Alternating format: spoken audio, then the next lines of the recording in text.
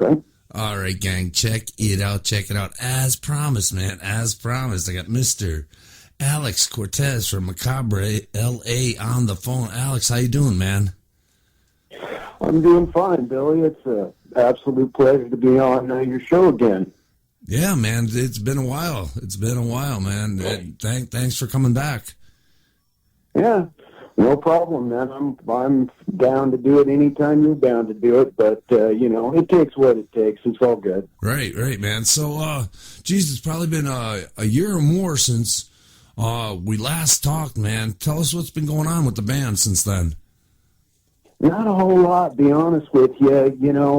Our management bailed on us, so we haven't been doing all that much. I'm really hoping to start recording another album here sometime soon, but, right now that's kind of on hold at the moment. But, as I'm sure you know from all the bands you deal with, music is a wild and very unpredictable art form. I mean, you can be doing great one minute and practically be nobody the next. And, right. That's how it's just, you just got to wait it out. That's how it goes.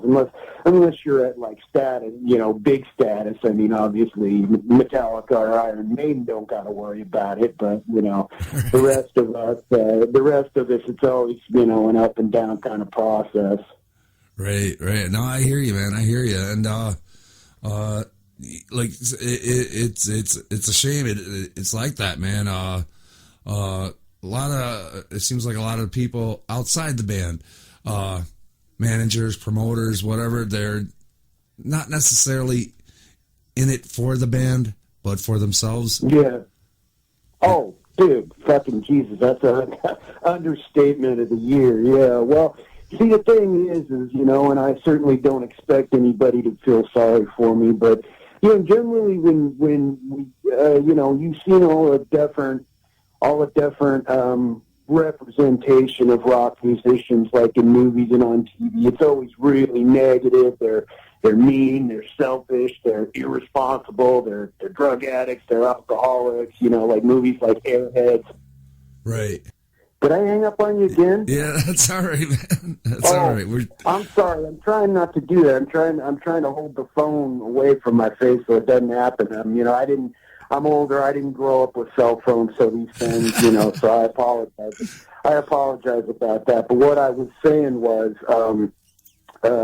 basically, when you're a musician, before the person even knows you, they generally don't have a lot of respect for you. And not only that, but everybody's out to rip you off. Everybody. Right. At every turn. So, but it's one of the, music, just like any art form, is full of frustrations, but you just got to deal with it. It's like anything else in life, I mean, if you own a car, you got to deal with keeping oil in it and keeping it, fixed and all that kind of. It's the same sort of thing, basically. Same analogy.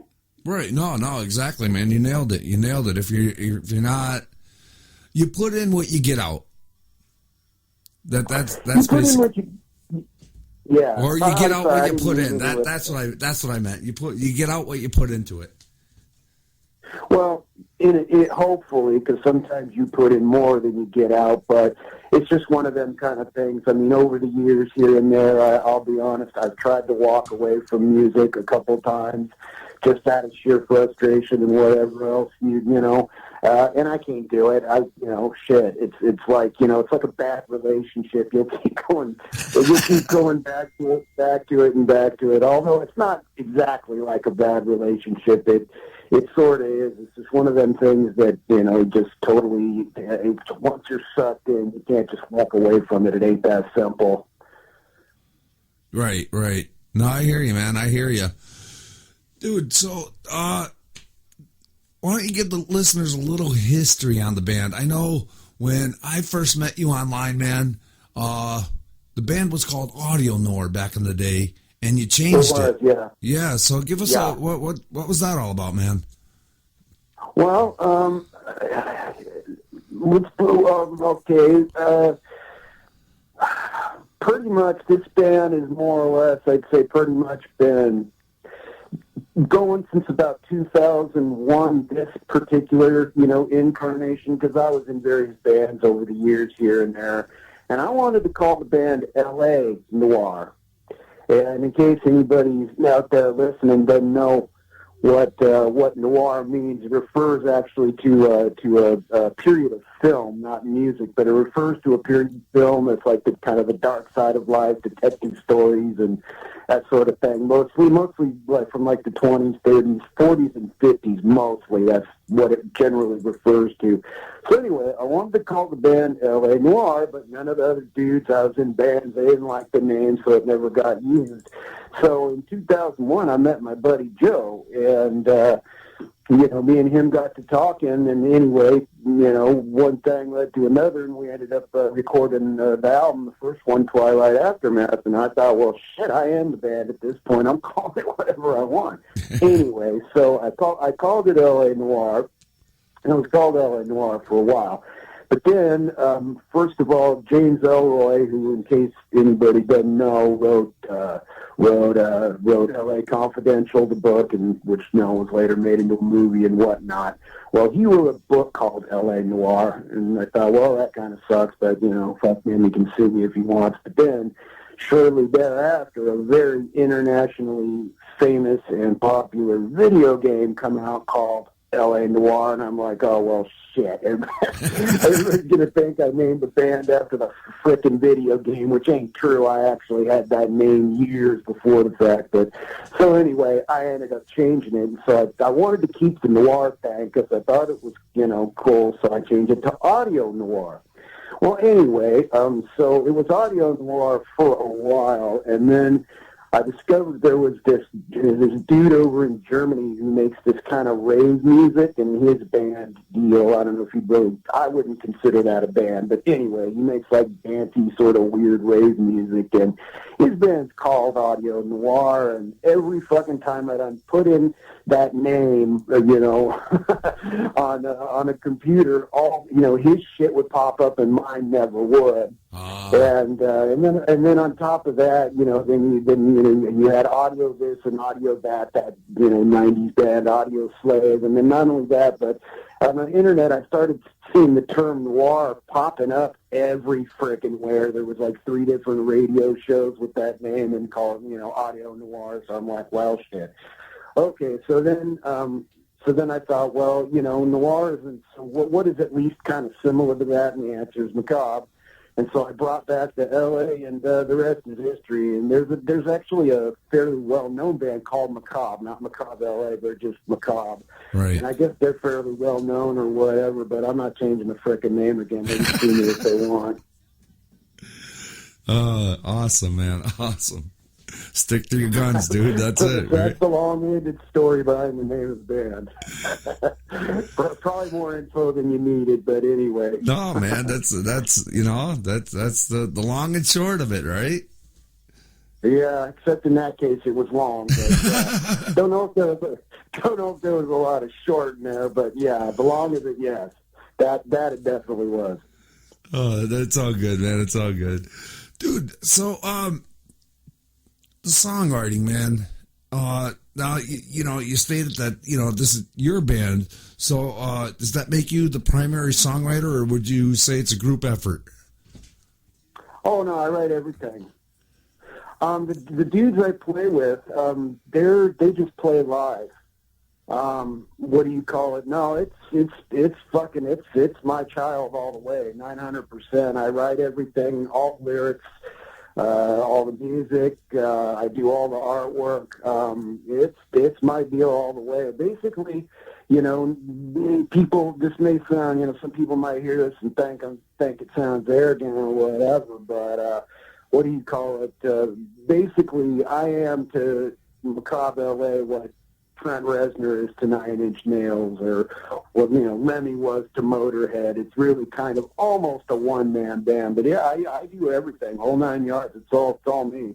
I do all the promotion. I do all the interviews. I do, like I said, the artwork. I write everything, and except I use a drum machine. So a lot of people consider that cheating or whatever. But the thing is first of all, I have a very good drum machine. It really does sound like real drums, and I think I'm pretty damn good at programming it. And believe me, it takes hours, I mean days, to program a single song. But also on top of that, I mean, 2 albums I done recorded. You know, you can't exactly fucking set up live drums in somebody's apartment building. So, you know, there really wasn't a lot of choice there. But actually, you know, a fair number of people do use them machines for various reasons. But anyway, other than that, yeah, I play all the guitar, all the bass. I do all the vocals, including all the background vocals. Only thing I don't do on the recordings is that I really suck at lead guitar. So I bring in friends. A friend of mine, a guy named John Worley, did a bunch of the leads, and then Joe, the guy I do all the recording with, he does some leads too. Other than that, it's all me, man. It's my brainchild, shall we say. Hey, cool, man, cool. Dude, how would you describe your sound to people? Ooh, well, see, the whole point is kind of, let me see if I can explain this. This may end up sounding kind of abstract, I guess you could say, but basically, the best description I can give somebody is it's metal with a lot of variety.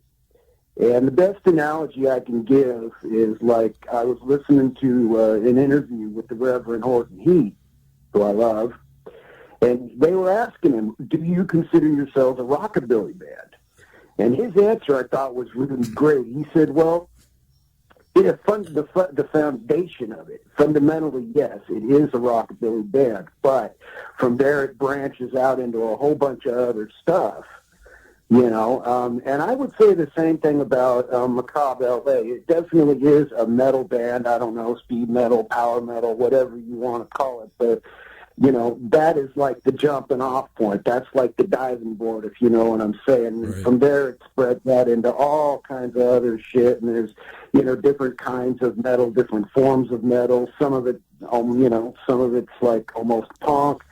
Some of it's, some of it's slower. Some of it's faster. Some of it's, I don't know, a little bit Slayer, a little bit Typo Negative, a little bit Marilyn Manson. I don't know. Those are just examples I'm, pulling out of my ass here. But what do you call it? And then I have, my acoustic stuff too, because, and the thing is, for years and years and years, I heard people say, oh, you can't put that and that on the same album. You can't put that and that on the same album. And I'm like, well, you know what? My album, I'll put whatever the fuck I want on it. And, people, you don't like it, don't listen to it. But basically, powerful, but with a lot of variety. That's, I guess, the best description I can think. But what I was also going to add to that is that the whole point is that you can't really exactly describe it, because it ain't, okay, well, a lot of other bands, at least most metal bands that I know of, you can say, okay, they're this genre or they're that genre. But I want my band, I like it to be kind of several genres all rolled into one. Right. No, that's cool, man. Cool. That you, the artist, you have to be happy with what's on it. And if other people fall in love with it, that's the bonus. But, you first have to love what's on it. Yeah. Oh, Billy, my man, I couldn't have said better. Shit, somebody should put that on a plaque.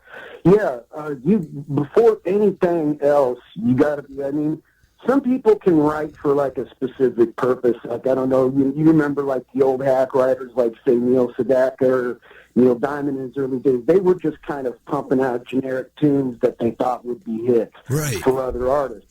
And that's one thing. But, when you're doing what I do, yeah, above all else, you got to be a fan of your own music. And what the music I do is, you can't be all things to all people. Not everybody's going to like what you do, no matter who you are. And you got to accept that, and you got to deal with that. And especially if you're going to put yourself out to the public, you got to accept the fact that not everybody's going to think you're great, and whatnot. But thing is, above all else, just like Lemmy said, all you can do is write what you want to write and do your own thing, run it up the flagpole and see who salutes it. But that has to come first because, you know, I've had people say to me, well, why don't you try to write, you know, this or something so, you know, you might have a better chance at, like, some kind of commercial success. And first of all, I mean, I suppose I could. I mean, you know, not to brag, but I can actually write in a very wide range of styles. I mean, I could write a real commercial song for, say, Beyonce if I wanted to, or I can write a country song. I know how to do it. I know the fundamentals of all of it. But you know, the bottom line is I'm writing for me, and then after that, whoever, you know, else likes it, that's just so much the better. But Right. You're absolutely right. I have to like it first. Right, Yes, I right. have to come up with anything else. You don't want to put something out there that your heart is not in it. Because Right. rather, you know, especially like in the rock and the metal community, they might like this, they might like that, but they can always spot a fake. Yeah.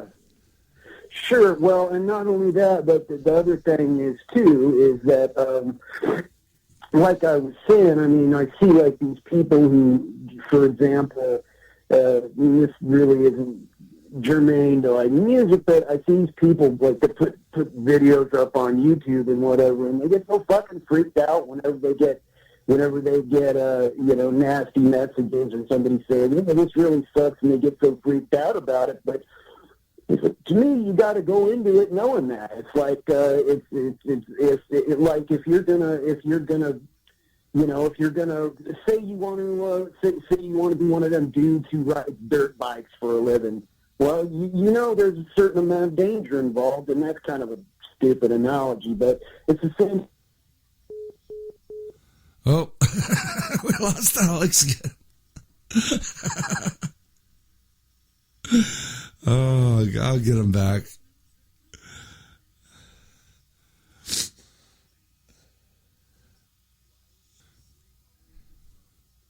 Okay, man, sorry about that. Are you Okay. there? Yep. Okay. I'm doing my best here. I appreciate your patience, Billy. Anyway, what I was fixing to say was, thing is that, I mean, first of all, you got to remember, all throughout history, all throughout time, the numbers of people who were ever able to make any kind of money from their art is fucking minuscule. First of all, you got to remember that long before we even had electricity or modern entertainment or any of that shit. So, you know, if you're making art, you got to do it because you just can't not do it, sort of thing, I would Right. say. But then on top of that, you know, like I was saying earlier, especially with rock, I don't know if it's different if, like, you're playing in an orchestra or if you play flamenco, or I don't know, maybe it's different then, but like when you're doing the rock thing, nobody has any fucking respect for you, and everybody's out to rip you out. Well, not everybody, but you know what I'm saying. Right, A lot right. of people are. As far as that goes, and that has never been any different. I mean, you know, if anybody knows anything about all the bands from the late 60s, you know, early 70s, geez, everybody got ripped off back then. Everybody, it seems.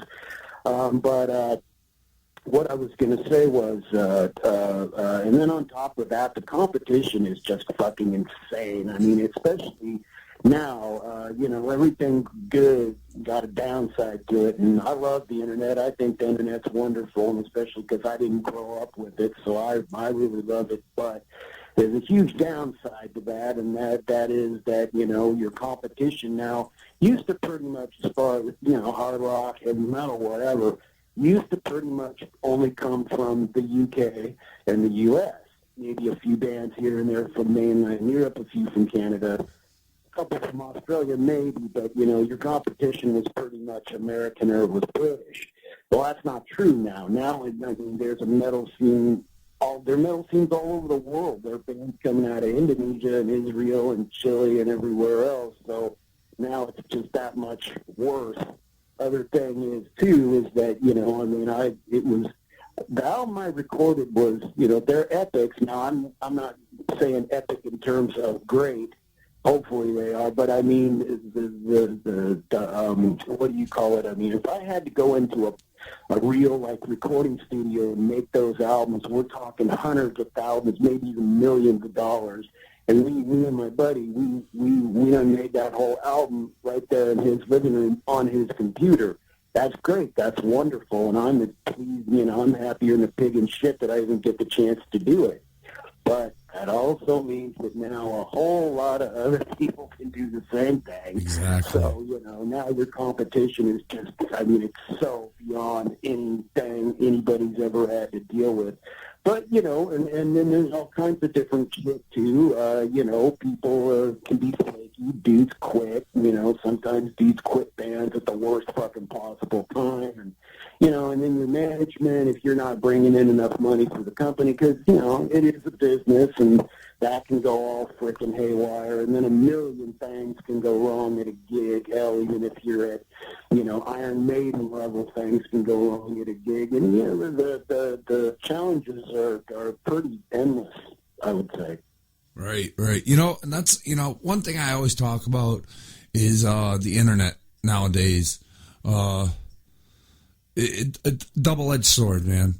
Because you can reach a ton of people like you'd never been able to do before. But on the other hand, there's 10,000 other bands doing the same thing you're doing. Yeah. And that's what you hit on that, man, with the competition. It's on that and the attention span of like the average social media user. If your name isn't out there every 5 minutes, they forget you and they move on to the next topic. Right.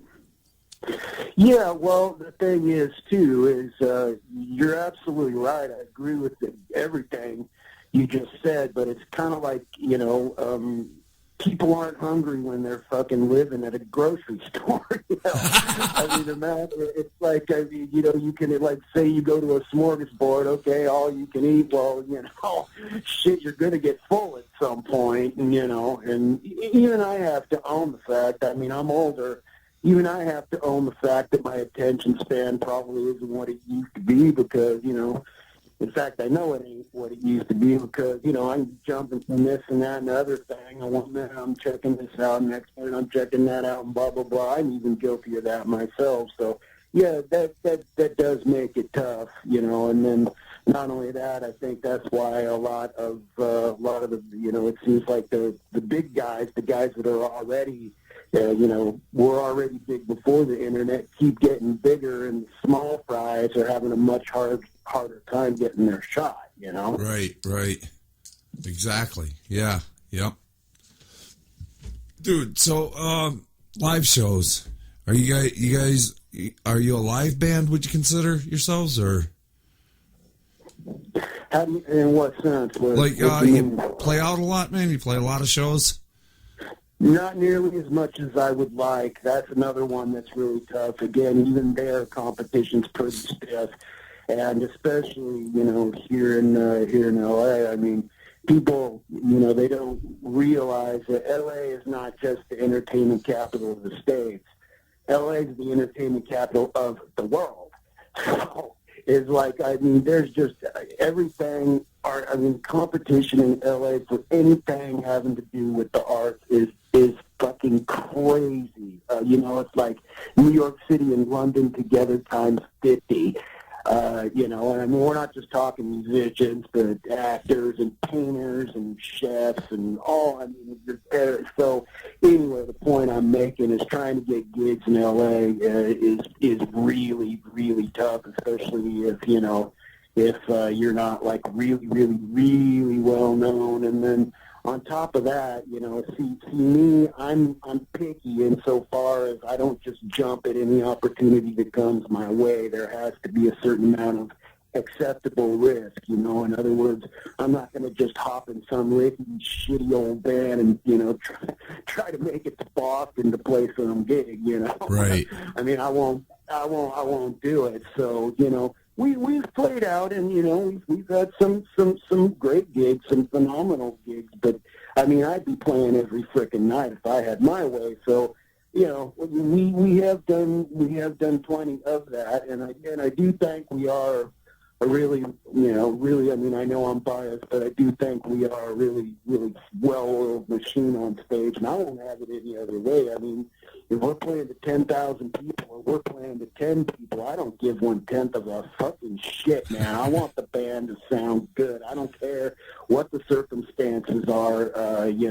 Every single performance is like gold to me, and, so it's, but luckily the guys I play with were, they're really good musicians, and I think I'm pretty competent in what I do too. So, what do you call it? I think we definitely give any crowd that sees us a good amount of bang for their buck. But Nick, to get back to what you were originally asking, yes, we do play out, but not as much as I would like. Right. Cool, man. Well, and that's cool. Because your heart's got to be in it, man. Like you said, whether you're playing to 10,000 people or 10 people, it's got to be in it. Because, dude, 10,000 people giving you a great review is awesome. But if those 10 people gave you a bad review, man, that could be pretty devastating. Yes and no. First of all, not. We've never been booed. We've never, sometimes you get people who appear to be kind of disinterested and shit, and we all know that, there's a certain number of people that are just addicted to their goddamn phone and can't put the fucking thing down. Right. no matter where they're at, they'll be laying in their fucking casket, the casket funeral, and they'll be on their phone. So you get a certain amount of that, but you got to let it roll off your back, because otherwise you'll go absolutely fucking crazy. You'll go nuts with worry and stress and everything else. So and then not only that, but you got to pick and choose what criticisms you choose to take on board. Right? Because you can get any of a number of several ones. But what would bother me most is if I really truly felt like we weren't up to scratch. If I really truly felt like like we as a band wasn't cutting the mustard. That's when I would I'd be worried about that more than more than anything else. Right. Well, dude, how about we play a song, man? The first song I got up is The Shroud of Urine, and I picked this specifically because this was on my compilation, Metal Assault, dude. You sent this for the compilation, so I wanted to play this tune. What can you tell us about this? Go ahead, man. Let me add some. Can I add something there? Sure thing. That song is no longer called The Shroud of Urine. I changed the name because, unfortunately, I found out Exodus already has a song by that name. Okay. And again, hey, I had that name for a song years and years ago, but they beat me to it. And Exodus is bigger than we are, so I kind of had to bite the bullet. If anybody that's going to be listening to this tune likes it and wants to go check it out, it's now called It Would Appear As Though. But anyway, fire it up. I think you were fixing to ask me, weren't you fixing to ask me what the song's about or what the lyrics are? Yeah. Go ahead, man. Tell us what's. Yeah. Okay.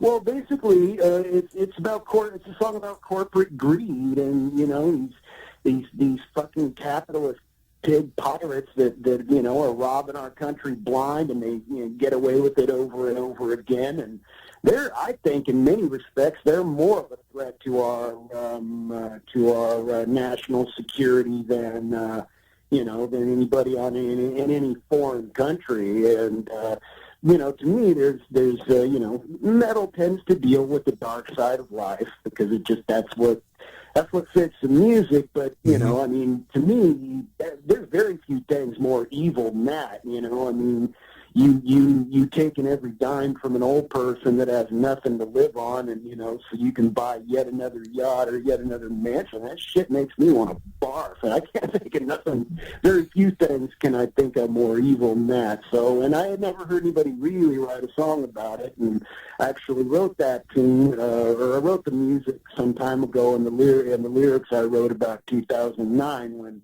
those corporate dogs fucking robbed our country blind, and they do it in other countries too. So anyway, that's what the song's about. Cool, man. All right, gang, check it out. Macabre L.A. with It Would Appear As Though. We'll be right back with more Alex.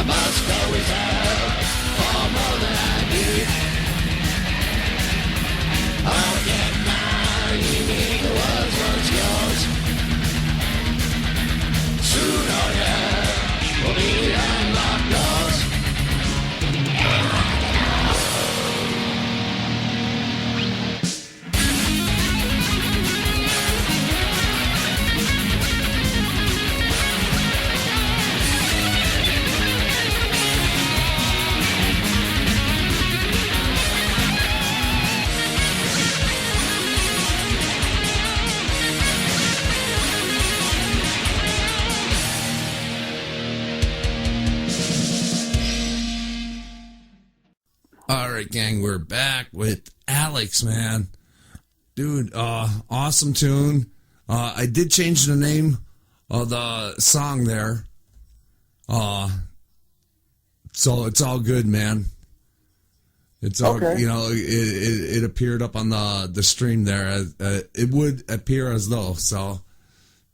Okay, Killer, cool. man, killer. Right.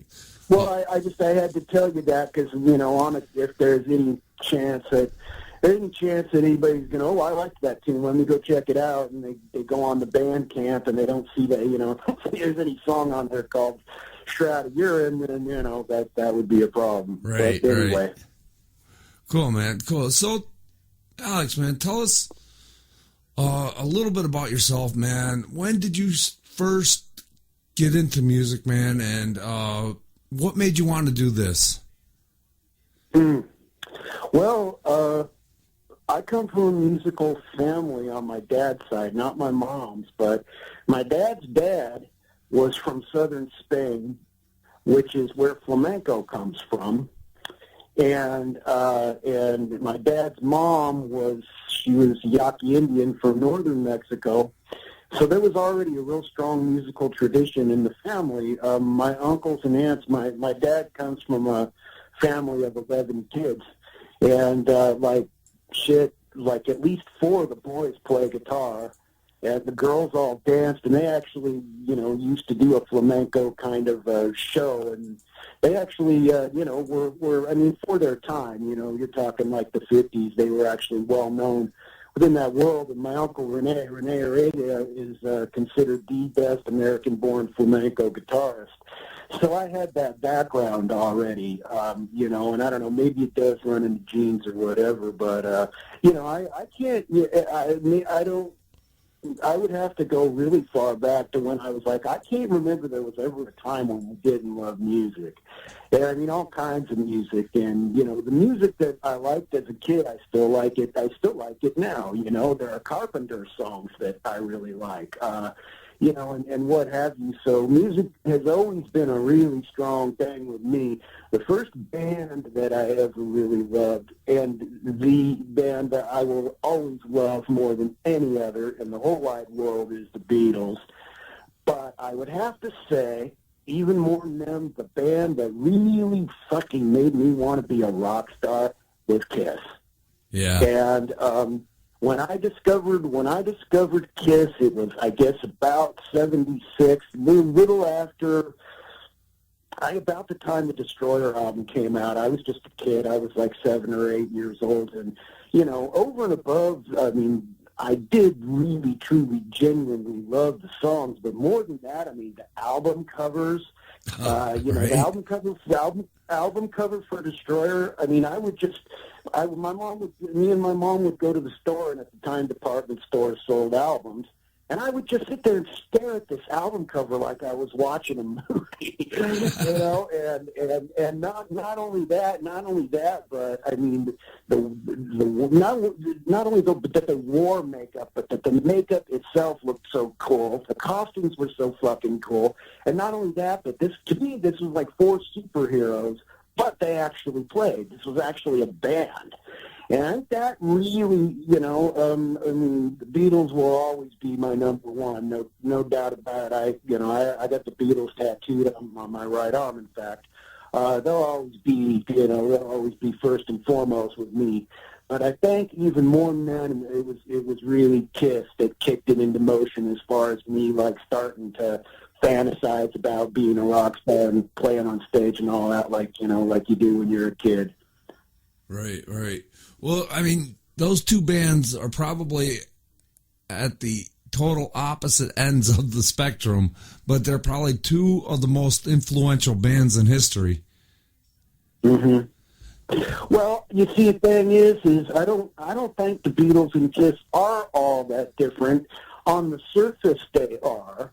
But the thing is the Beatles have songs that I consider metal. I consider Helter Skelter metal. I consider Revolution metal.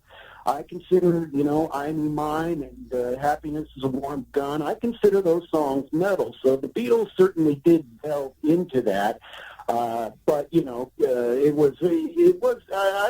I don't see them as opposite ends of the spectrum, really. I would say more like Kiss and Glenn Campbell. Now that is opposite. Okay. That is opposite ends of the spectrum. But I would guess that the Beatles. I would say I think most people would agree are the number one band in history. But then who's second? Well, I think there are several bands that could be considered second. Zeppelin, the Stones, on and on and on. But again, I think that really probably no band really has made more people want to be rock stars than Kiss. And with Kiss, I mean, the music is great. I love the music, but over and above that, it's that the band is so fucking cool. I mean, the whole look of it, and like they were saying, they went and seen Alice Cooper, and they thought, what if there was, instead of one Alice Cooper in a backup band, what if there was 4 Alice Coopers? And they were right. It worked out in their favor. They were right. I love Alice Cooper too, by the way. But I mean, we could sit here for the next fucking 3 days and talk about all the bands I love for all the different reasons, but right. We'll leave it at that. Cool, man. Cool. So, dude, what do you enjoy doing, man? What do you enjoy doing when you're not writing, rehearsing, or playing out, man? What do you do for a day off? Oh shit. Well, I'm kind of a loner, I'm not like agoraphobic or nothing, but I don't leave the house all that much, to be honest with you, especially now that I have the internet. But I have several interests. A big-time wildlife fanatic. I mean, big time, wild animals, that kind of thing. I'm totally into that. Big time into true crime, and yeah, I guess I shouldn't say this out loud, but I'm into gore too. Those are big interests, and then all kinds of stuff like history. Big history buff. Always have been ever since I was a little kid, and philosophy, things like that. And then like ancient cultures and how ancient cultures lived, and then I'm also really into like tribal cultures and how they, still live to this day, and that kind of stuff. And then astronomy is another big one. All that kind of stuff. But I'm really into like history and philosophy. That has always fascinated me. But also, also basically the whole. Another thing that's always interested me is that so many people think that human beings aren't animals, but I've spent countless thousands of hours around wild animals at various sanctuaries and zoos and whatnot, and so much of our behavior is identical to theirs, and that has always fascinated me. But when as far as I don't really have any at the moment anyway, any particular activities. I love zoos. I used to go to the zoo shit every weekend. I love zoos. I love museums. In fact, I used to give tours at a particular museum that we have here in L.A. and that kind of stuff. So, that's just a few of the things. I mean, I don't play sports or nothing. But basically, really, let me put it to you this way. I would rather go to a zoo than an amusement park, which most people find very strange, but that's what I'm into, and I'm totally into it. Oh, that's cool, man. That's awesome. Awesome. Really cool. Really cool. Dude, what would you say is your most memorable moment with the band so far? We did 2 gigs in Mexico that were, well, okay, let me back up. I can't pick just one. I love recording. I absolutely love it. I mean, it gets a little tedious and boring at times, but I love recording. I love the recording process. I love seeing a song come to life that has only ever existed in my head. So it's just magical to me, and I'd do a lot more of it if I could. Other than that, we done 2 gigs down in Mexico that were just fucking insane. I mean, that is one of the best places for a metal band to play because the thing is Mexico's third world country. It's poor. So they don't got a lot of bands down there because not very many people can afford the equipment. So, man, they're just so hungry and so starved. They're not, Americans are fucking spoiled. Americans, I mean, I'm sorry to say I am American myself, but, we Yankees are spoiled for choice. It's not like that down there, and they're really hungry for anything, and especially for anything American. I mean, you can suck, you can be the most mediocre metal, rock, whatever band. If you're American, that fact alone will get you by. And the crowds were so crazy and so appreciative, and I mean, there were like dudes coming up to us and crying and that kind of shit, and I mean, any bullshit you deal with as far as asshole promoters or whatever the fuck you end up dealing with when you're in a band, whatever downside there is, that like makes up for all of it. When you get to experience that sort of thing, it really is quite amazing. That's cool, man. That's cool. I never take that sort of thing for granted ever, and I would hope if my band was ever, really, really big time that I wouldn't, because I do definitely think I'm not going to mention any names, but I do definitely think there are dudes in various bands that do start to take that shit for granted, and, if you get to experience that, you're the luckiest person on earth, and, anybody who does get to experience, I hope they know that, because I don't know. For one, I never take that shit for granted. Every time anything like that happens, I'm just practically messing my drawer with gratitude. Well, that's the way it should be, man. I mean, they're there to support you, and for that hour or whatever, man, you're their world, Yeah. That and that's the way. I mean, dude, hats off to you, brother. You're doing it, man. That's the way it should be. Well, I agree with you. The other thing is too is it's almost kind of like pinch me, am I really awake? Because it's like I wrote that song in my bedroom, on a cheap little classical guitar, and now people actually like it and are willing to pay for it or whatever, and that's why I do it. I mean, I think it was what Gene Simmons said one time, that anybody who says that he didn't get into music for the money and the chicks is a liar. And don't get me wrong, I love Gene. Gene's a great guy. I've actually met Gene. But you know what? Bullshit. For me, I can honestly say, I don't even associate music with getting laid or making money. To me, if that comes out of it, then that's great. But I can honestly say I'm in it for the art, man. I'm in it because I love the art. And it's like, if I never make money or never get laid, so to speak, well then, I'm truly into it for the art of it. Like, say, somebody like Michelangelo was, and from day one, I don't even really associate it. The perks are great when that happens. But, again, this is something that I would be doing for free, for fun, for my own amusement. And the fact that other people, for me, what the really special thing is, I thank all the bands down through the ages that I've loved, and how much all the different bands has meant to me. I don't know, MC5, Creedence, Black Flag, on and on, the Ramones, all down through my life.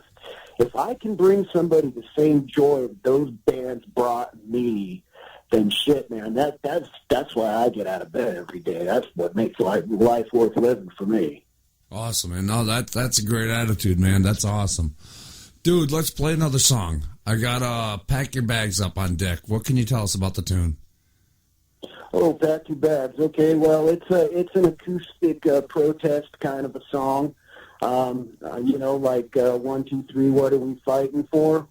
I felt like we needed one for modern times because, you know, our fucking goddamn government is just at war constantly at all times, somewhere on the planet at all times. So I thought we needed one for modern times. And plus I also thought it was kind of humorous because what metal band is going to start their album with an acoustic protest song? So it's kind of humorous on that one too.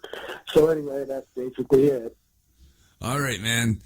Check it out, gang. Macabre L.A. with Pack Your Bags. We'll be right back with more Alex.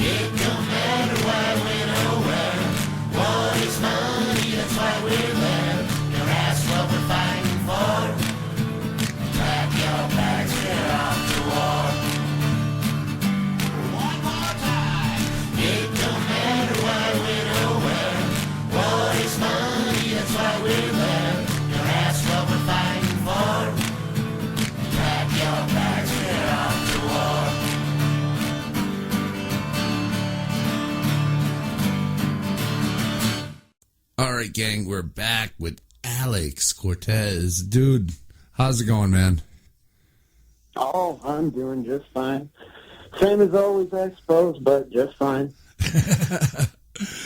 Alex, man. Like that. Right? So,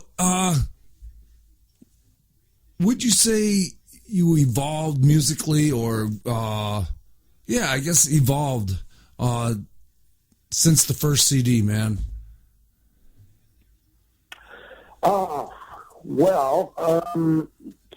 First of all, Truth is on the Cutting Room Floor definitely has better sound quality for sure because, you know, there'd been a pretty good time gap and me and Joe had learned a lot. And, you know, when I talk about the albums, I kind of have to talk about Joe, Joe Stocco, my buddy, because I couldn't have done it without him. And they're my songs, yes, but, I mean, really, they're just as much his albums as they are mine. So, by then he had really learned a lot. He's the one who knows how to do all the shit with the computer software and all that. I'm pretty useless when it comes to that sort of thing. But what do you call it? I like to think. I don't know that the style of music is all that different. I think the albums are kind of similar insofar as a lot of variety and whatnot. But thing is, too, I can confidently say that I don't think the two albums sound alike. It's like, there are certain bands, and again, I ain't going to mention no names, but, it's 6 albums, and they really all kind of sound the same. If you've heard one, you've heard them all. Right. I can definitely say that ain't the case, and, it's hard to answer that question, dude, because, I'm so close to it. It's hard for me to be objective. It's really hard. But what do you call it? Insofar as overall growth, yeah, I certainly think there is, and if and when I get to record the next album, that will certainly be different from the first two. Cool, man. Cool. So now, are you planning a next album? Or you have tunes for a new album? What? I am. I am. Unfortunately, I'm kind of dependent on others as far as that one goes. But yeah, I already have a new album. I got all the songs planned out, and I actually have enough songs for a good another 3 or 4 CDs, and I can write pretty quick. I'm toot my own horn here. I'm pretty good at that. I can come up with good material pretty easily, or at least I think it's good. I hope other people think it's good too. But yeah, I mean, I'm geared up and ready to go. At some point, I need to get a better computer that can handle the software, and then I may try to do it myself, but it would be a logistical nightmare to do the whole thing alone. I mean, having Joe there to help me out, because Joe, the thing is he not only knows all the shit with the computer, but he's a musician himself. So, if I'm like, shit, I can't think of what to do on the bass right there. Okay, well, give me the bass, and boom, he'll have something right then and there. So, the collaboration between the two of us is really, he's not actually in the band, but nevertheless, when it comes to making albums, the chemistry we have is absolutely fucking fabulous. So I'm kind of dependent on him, but let's just say I have a good feeling it'll happen eventually. And believe me, once it happens, the world will know about it. Cool.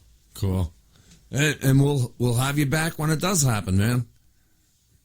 Oh, well, great. I'll come back on your show anytime, dude. Anytime. Awesome, dude. You name it, I'll do it. Awesome. Unless I'm like, unless I have like laryngitis and can't speak or something. Other than that, yeah, absolutely.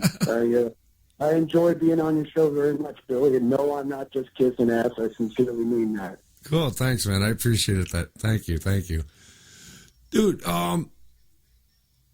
What would you say is the ultimate goal for your band, man? What would you like to see happen? Oh, you want me to be honest? Yes. Iron Maiden status. Cool. I mean, that would be ideal. But if we could get to be as big as like Typo Negative, where you're not like headlining stadiums, but you're playing good-sized clubs and you're packing them out regularly, and you can make it. Especially if you're smart with your money, you can make a damn good living doing that. If it got to that point, I'd be happy. As much success as possible, basically. That's really it. And I know that's kind of a predictable answer, but anybody, I think, certainly anybody that plays rock has their own. When they're blasting the headphones and tuning out the rest of the world, everybody, I think, has little fantasies about, being, being James Hetfield up there. So, yeah. Thing with me is, I would not want to be a celebrity like, say, a Brad Pitt. And it's kind of a bad, kind of a dumb comparison because I'm not an actor anyway. But I wouldn't want to be a household name. I wouldn't want to be followed around. I mean, you're going to get some photographers, that's fine. But I wouldn't want them fucking 300 of them right when I get off the airplane. I wouldn't want that. But if I could be somebody like, say, Tony Iommi. Perfect example. He's not a household name, and he's not going to get generally followed around by paparazzi or whatever, but he is a celebrity within the rock world. Oh, yeah. He's a god.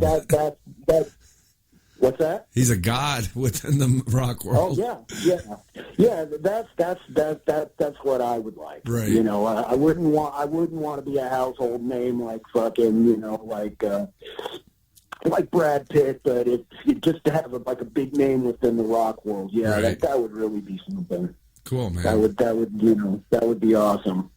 Cool. Very cool. What advice do you have for the young guns out there, man? The guys just starting out.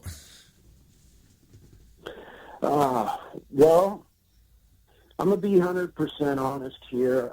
You know, I've been asked this before, and I'm gonna be 100% honest. I wish I had better news for everybody, but more often than not, it really comes down to who you know and what they're willing to do for you, and that sucks. I ain't no happier about that than anybody else. But, you know, a lot of it is good fortune, being in the right place at the right time. And, I mean, every big-time celebrity, you know, even over and above music, you know, really break their story down. They had an opportunity at a certain time. And, you know, that's why I personally think that if you're big time in any way, you should be very appreciative of it, because, I mean, just think of how many great, monolithically awesome fucking bands there's been down through the decades that went nowhere, you know, and had the stuff to do it. Unfortunately, you know, drive and determination, that helps a lot, but that's not the deciding factor. But the thing is, I will add this, too. If that opportunity does come your way, don't blow it, because a lot of people do. A lot of dudes do. You know, like, you've heard the expression, the guy's a has-been. Well, I've met a lot of almost was. a dude that's an almost was, and I mean, I've heard some of the worst fucking tragic horror stories about how close they were getting the big time, and some douchebag in the frickin' band fucked it up for everybody. And you know, that happens, and you know, especially in L.A. over the years, I've met a lot of them. You know.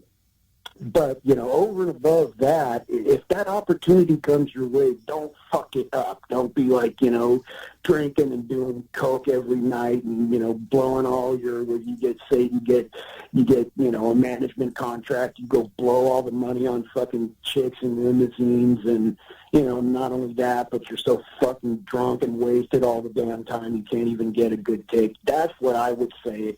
If that opportunity does end up coming your way, you really got to rise to the occasion and make the most of it, because that opportunity I mean, you know, look at, you know, perfect example of Megadeth, Dave Mustaine. He really did damn near blow his opportunity. Oh, I mean, yeah.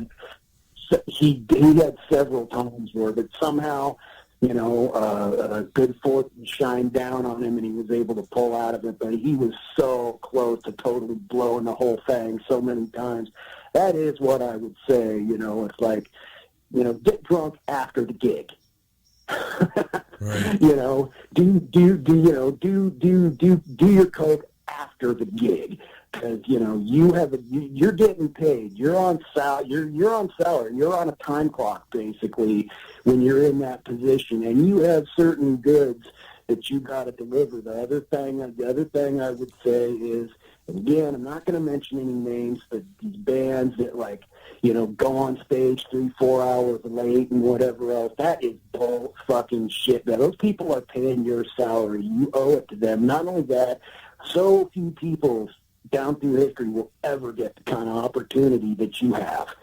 And so, you know, in short, don't fucking be an idiot. Don't blow it if that opportunity does come your way. And real quick, I'll add this and then I'll shut up. Other thing is, too, is, you know, write for yourself.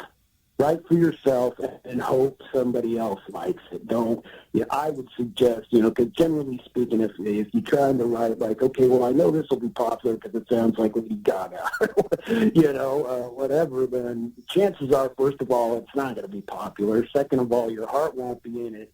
And thirdly, is like you're going to end up wishing, you know what, I really wish I had written, you know, something else, not this candy pop kind of kind of shit. So that's the other thing I would say, like we were discussing earlier, write for yourself first and then hope other people like it too.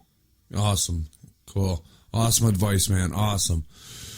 Dude, labels. Are you looking for a label, or you self-releasing these CDs? What's up there, man? Yeah, no, they're self-released. I spent years trying to get on a label, and it never happened for whatever reason.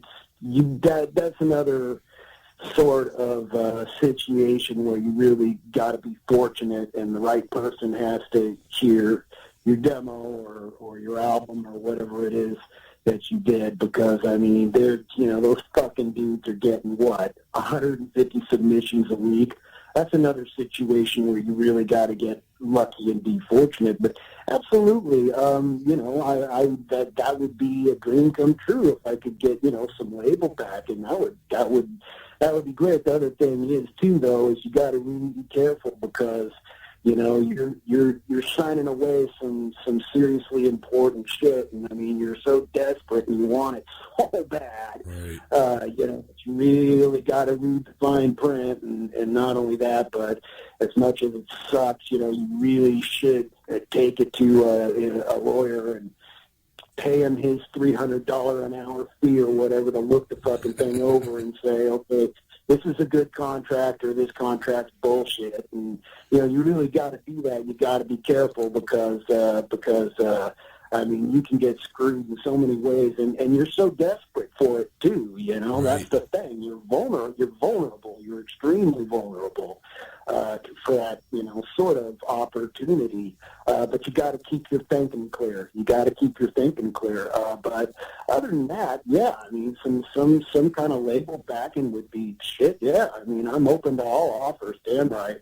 Cool, man. Well, that's the thing, man. I mean, you could end up selling your soul and not even realizing it until it was too late. Sure.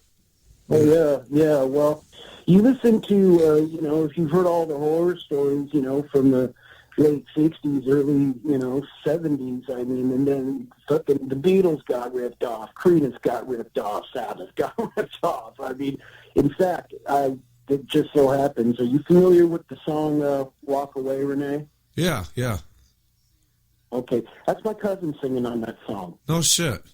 Yeah, in the band The Left Bank. That's my cousin. His real name is Carmelo, but at the time he went under the name Steve Martin, and this was before Steve Martin was famous. So anyway, he's his band, The Left Bank, they got ripped off so fucking bad. I mean, and he even admits, we don't see, he's down in Florida. He didn't come to our family gatherings really at all. I'm, real good friends with his brother, who also, my other cousin.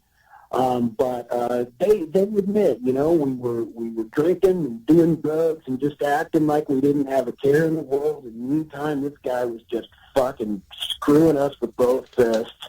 And absolutely, not only that, but I mean, you can lose the rights to your, John Fogerty. Get this, I mean, the fucking capitalist pigs that own the right to his material sued him for plagiarizing one of his own songs. They plagiarized a song that he did as a solo artist for a song that he wrote in Creedence. I mean, that's right. That's how bad it can get. And not only that, not only will you get ripped off, but they can fix it up so that you can't perform, or you can't use your the band name. I mean, it really is quite unbelievable, and again, you got to be watching out for that, because you're so desperate for that opportunity. But you know what? I'd rather stay flipping burgers than get my ass reamed by some corporate shitheads. That's for sure. Oh no, I hear you, man. That's it. You gotta read the fine print. You gotta read between the lines. Yeah, and do whatever you've got to come up with the money to pay one of these. I mean, nobody likes dealing with lawyers a whole lot, but when you call it, but definitely have a professional look that fucker over, and somebody that's not associated with the management or the label.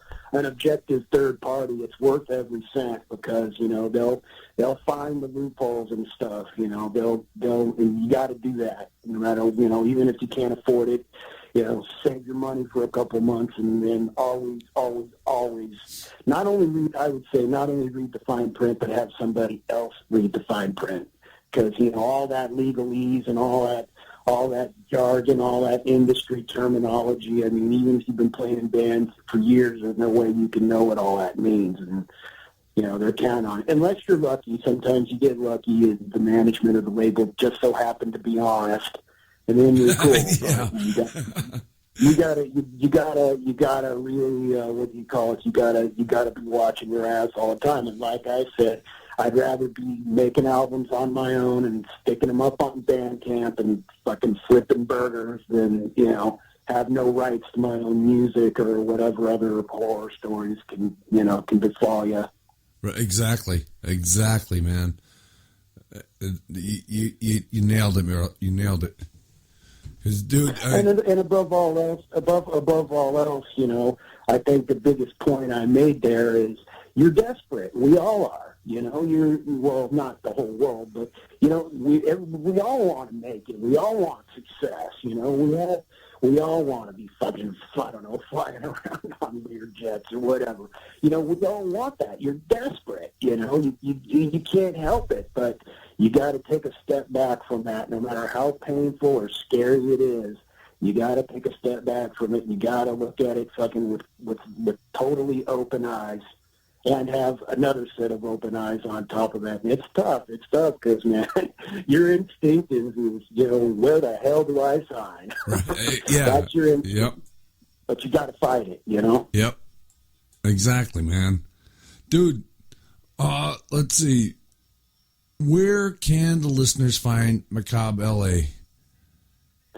Okay, well, I only put it up on one site because there's like all these different sites you can put music up on, you know, Reverb Nation and whatever. But I was already on Bandcamp, but I thought it was kind of redundant to put it anywhere else. Bandcamp is the main place. Now we are on Facebook too, but you know, there's no music. I've been trying to get music up on my Facebook site for a long time, and I guess you have to pay money or whatever. I'm not really sure how that works, but if you put in Macabre L.A., that's MACABRLE,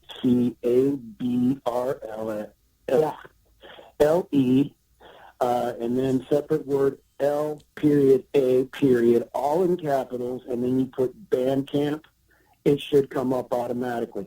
Other thing is as far as I know, we're the only Macabre L.A., so if you run across a snag or if there's any problem downloading the music or whatever else, get in touch with me that way.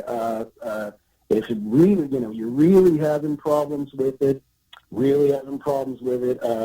other Facebook thing is Alex Macabre L.A. Cortes, Cortes. Get in touch with me if there's any sort of a problem at all, because the shit should all be easily, freely downloaded and should be easy to play. Killer, man, killer. Well, Alex, man, dude, thank you, man. Thanks for hanging out with me tonight and, you know, shooting the shit, dude. I appreciate it. Thanks, brother. Oh, man, pleasure was all mine, Billy. Always a pleasure. It was a pleasure last time. It was a pleasure this time. Awesome, dude. Last song I got up on deck, you chose it, Bluish Shade of White, man. What can you tell us about the tune? Okay, well, you know, of course, that Metallica has the song Trapped Under Ice, right? Right. Okay. Well, when I first heard the name of the song, before I'd ever even heard the song, I assumed that the song was about, you know, walking out onto a river that's frozen and falling into the ice, you know.